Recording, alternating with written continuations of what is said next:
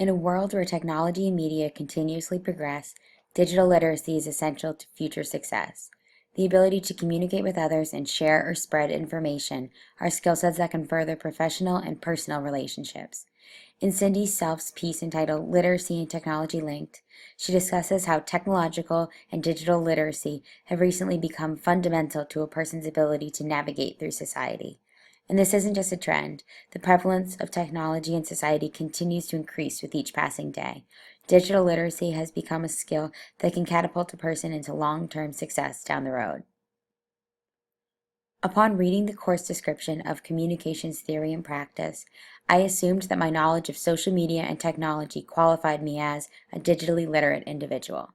I quickly learned, however, that my knowledge was not remotely vast enough to cut it in a digital profession of any sort. Throughout the semester, I have learned about various different forms of digital literacy. I've studied this literacy in depth by reading detailed articles, watching informative videos, and practicing my skills hands-on through a variety of web and social media outlets. This knowledge I have gained has made me a better communicator and will undoubtedly help me reach my future goals. My journey to improving digital literacy began in September, as our class started out by looking deeper into Twitter. I created a Twitter account specifically for school, following each of my classmates.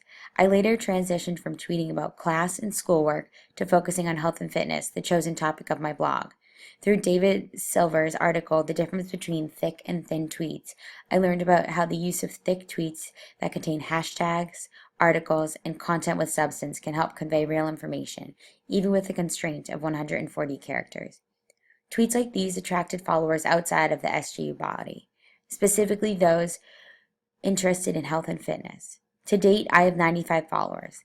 This is a number that will continue to grow as I provide content in my tweets that attracts the attention of people who are interested in the topics that I post about and like what I have to say about health and fitness.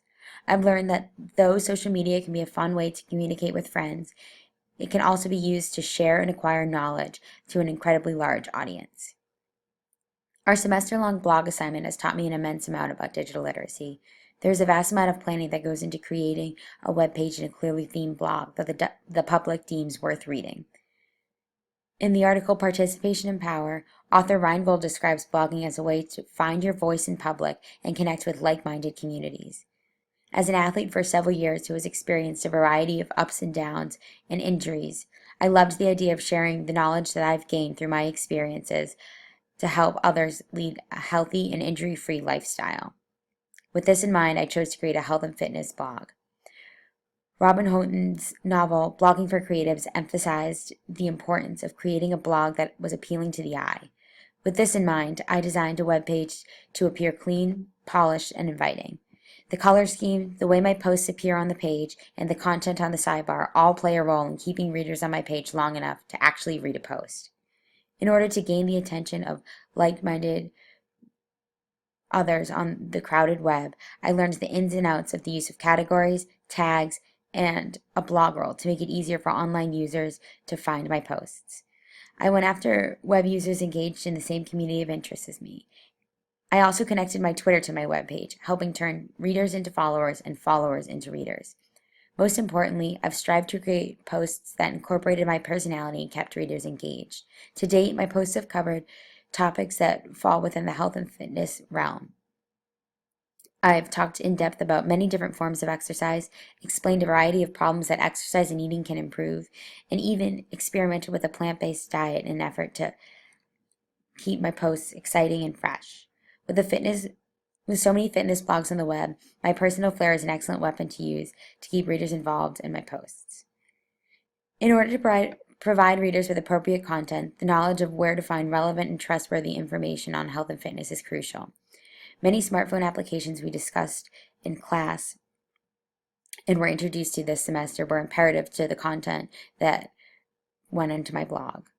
The Pocket applications let users view web pages, let users save web pages that they want to access later on with just the click of a button. The Zeit application helps users pinpoint their interests and offers a variety of reliable and up-to-date articles that fall within selected categories. Both apps work seamlessly with Twitter, which made it easy to tweet out relevant articles that people may find interesting. I turned to these apps frequently throughout the semester, not only for assignments, but also to gain information at my own leisure. The use of these apps improved my blog content immensely and made the writing process and topic selection significantly easier. The phone diary assignment put the true importance of digital literacy into perspective for me. Kevin Kelly's article, Becoming Screen Literate, discusses the capacity in which society is making a full digital transition, which I feel the assignment, as well as the course itself, highlighted in an enormous way. Outside the classroom, I turn to my phone constantly for entertainment, to access simple and complex information, and to communicate with others on a social and professional level. Within the class, screens held the key to accessing my daily assignments, to watching videos and reading articles necessary for class participation, and for researching and posting my blog and Twitter posts. Without access to a screen, I would be failing COM 200 and I'd be out of the loop on a variety of social and societal aspects.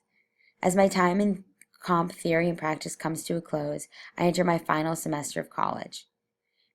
With the end of my college career in sight, I see many unknowns, as I could be living somewhere different and working for a company I've never imagined in nearly half a year. Though this triggers a slew of anxiety and nerves, I feel confident that the digital literacy that I have attained will be an asset that I can use throughout the rest of my life.